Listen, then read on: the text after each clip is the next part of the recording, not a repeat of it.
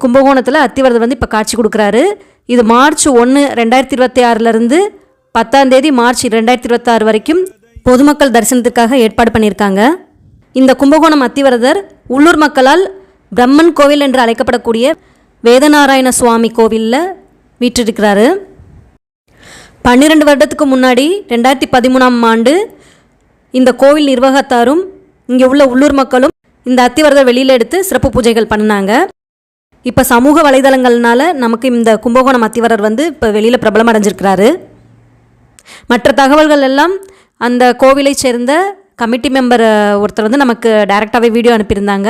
அந்த வீடியோ உங்களுக்காக நான் இங்கே ஷேர் பண்ணுறேன். எப்படி காஞ்சிபுரத்திலே அத்திவரதர் திகழ்கிறாரோ அதே போல இங்கும் அத்திவரதர் இருக்கிறார். இந்த கோவிலிலே 98 ஆண்டுகளுக்கு பிறகு 2013ஆம் ஆண்டு இங்கு அத்திவரதர் ஏல செய்து சேவை செய்தார். அதன் பிறகு 12 ஆண்டுகள் கழித்து தற்பொழுது 1/3/2026 முதல் 10/3/2026 வரை ஸ்ரீ அத்திவரதர் சேவை செய்ய உள்ளார். சௌராஷ்டிரா சமூகத்திற்கு சொந்தமான கும்பகோணத்திலே ஸ்ரீ பிரம்மன் கோவில் திகழ்கிறது.